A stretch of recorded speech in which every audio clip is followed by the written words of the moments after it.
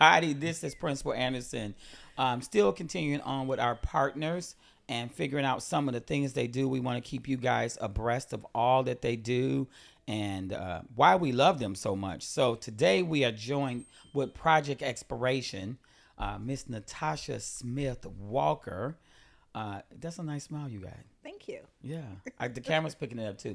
And Oh, just in case for those that are not just listening to this, we do post this on YouTube as well. It's under our CPS YouTube, so you can always see this as well. But we also have our resident with us, aka what was those names? rookie. Oh, rookie. Muscles, principal Muscles. muscles. Oh, Hey principal everybody, muscles. Vernon Driscoll here, the resident principal at Michele Clark High School. Good to be here with everybody. And so I'm gonna make sure he's not the silent partner today, because sometimes he tries to hide behind the mic. But today, let's talk about Project Exploration. So I really have a question. I met someone. Oh my God, I guess it was probably about a month ago, and she said, "Oh, I love Natasha. I started with Project Exploration, or started Project Exploration or something." And then Natasha came in and just had taken it to wild levels. So tell us like the beginning of Project Exploration and up to where we are now. Sure. So you probably met Gabe Lyon. That's who it was. Yeah. So Gabe Lyon is the founder of Project Exploration. And she started Project Exploration back in 1999. Okay. And it was founded by an educator, who she is, and a paleontologist.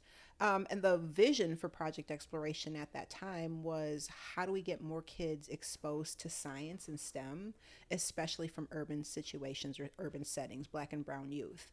At the inception of Project Exploration, they did a lot of work around paleontology because the paleontologist was discovering dinosaurs and what have you.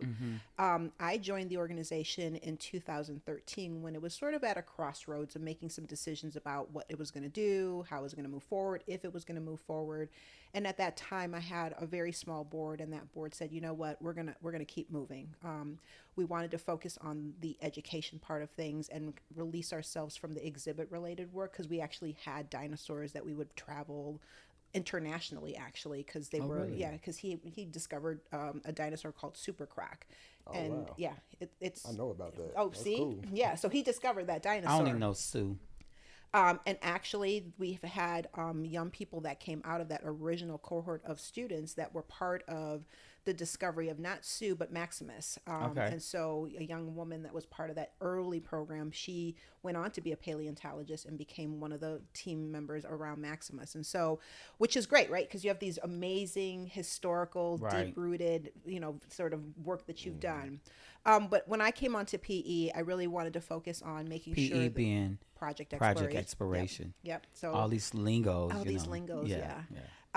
I wanted to focus on making sure that young people in communities like Austin got access. And so simultaneously, we had also done what we called the STEM Landscape Survey in Chicago. That was the largest urban survey or assessment of what was going on around STEM education in a city like Chicago.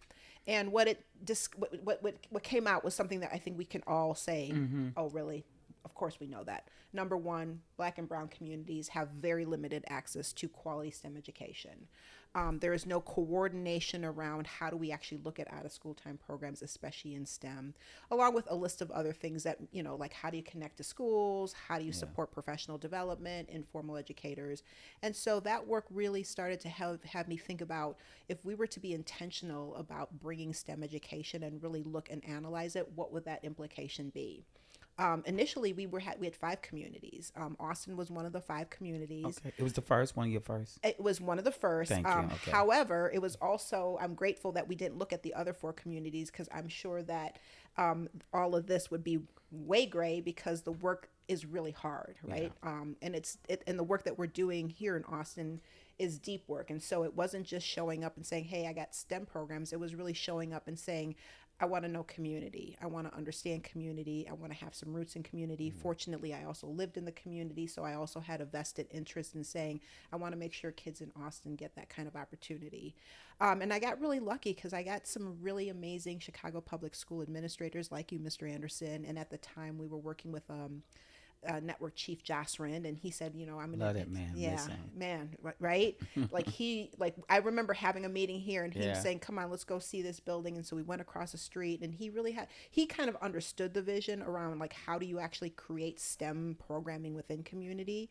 And so for the last 10 years, I celebrated my 10-year anniversary this past Wow. June. Congratulations. Yeah, I know, right? Huge. Thank you. It's really huge. Yeah. And next June, we're actually celebrating 25 years of PE, Project Exploration, being around. We are one of the very few organizations that have been doing STEM education for as long as we have been doing it. And we made it through COVID and made it through sort of a lot of challenges that went on. And so for us, science and STEM education is not just about making sure that kids are going to be engineers and those things. It's about giving those young people exposure. Like, be curious, be Yeah. inquisitive, try it, test it,